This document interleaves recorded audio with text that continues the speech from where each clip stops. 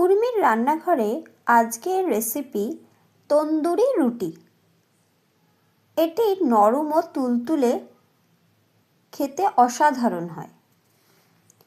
আমি তন্দুরি রুটি বানানোর জন্য আটা আর ময়দা মিশিয়ে করলে নরম ও তুলতুলে হয়, তাই আমি ময়দা 300 গ্রাম ও আটা 300 গ্রাম নিয়ে নিয়েছি।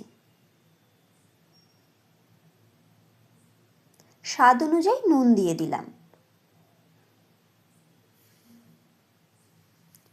স্বাদ অনুযায়ী চিনি দিয়ে দিলাম।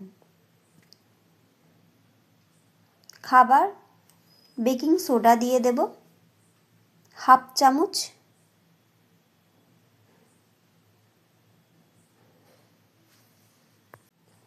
তেল দিয়ে দিলাম। এবারে সমস্ত উপকরণ চামচে দিয়ে ভালো করে মিশিয়ে নিচ্ছি। সমস্ত উপকরণ মিশিয়ে আমি এখানে টক দই দিয়েছি 100 গ্রাম। এবারে এই টক দইটা দিয়ে ভালো করে আমি আটা ময়দাটা মাখিয়ে নেব। দিয়ে আমি অল্প অল্প করে জল দিয়ে আমি ভালো করে ময়দাটা মেখে নেব।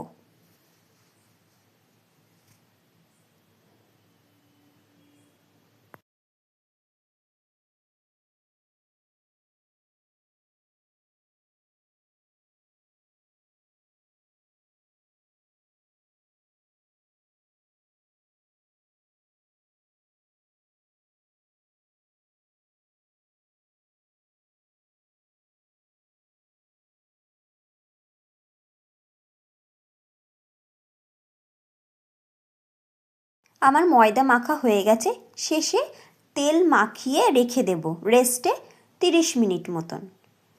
30 মিনিট পরে আমি লেচি বড় মোটা করে কেটে নেব, নিয়ে আটা দিয়ে বেলে নেব।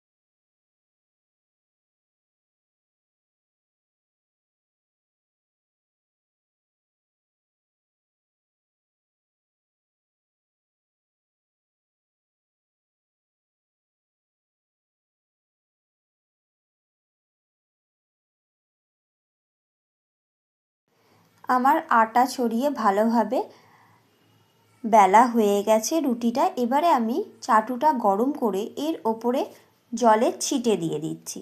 দিয়ে রুটিটা এর মধ্যে দিয়ে দিলাম।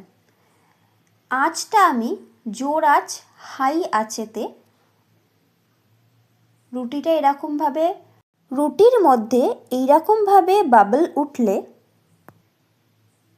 এলে আমি চাটুটাকে উল্টে দিয়ে আগুনেতে ভালো করে সেঁকে নেব। এইভাবে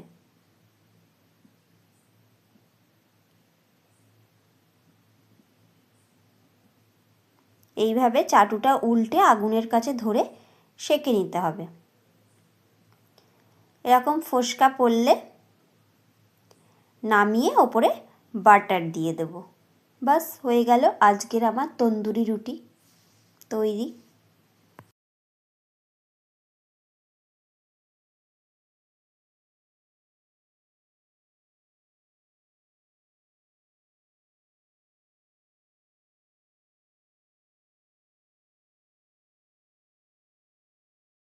রুটিতে জল মাখিয়ে নেবার কারণে চাটুতে যখন দেওয়া হয় সেটা আটকে যায়।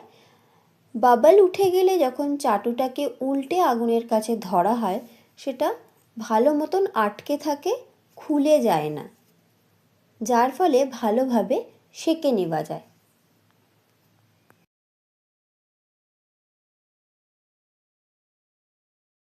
আমি আরেকটা করে দেখাচ্ছি। তার জন্য আমি রুটিটা বেলে নিয়েছি। এবারে এই রুটির ওপরে আমি ভালো করে চামচ দিয়ে পুরো রুটিটাতে জল মাখিয়ে নেব। এই জল মাখানো অবস্থায় রুটিটা গরম চাটুর ওপরে দিলে তাড়াতাড়ি আটকে যায়।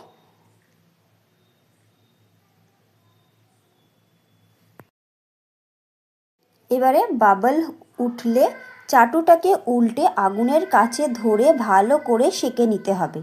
এরকমভাবে ফোসকা পড়লে নামিয়ে নিতে হবে। ঘুরিয়ে ঘুরিয়ে চারিপাশ ভালোভাবে সেঁকে নিতে হবে। দিয়ে নামিয়ে আমি চিকেন কষা দিয়ে পরিবেশন করে দিয়েছি।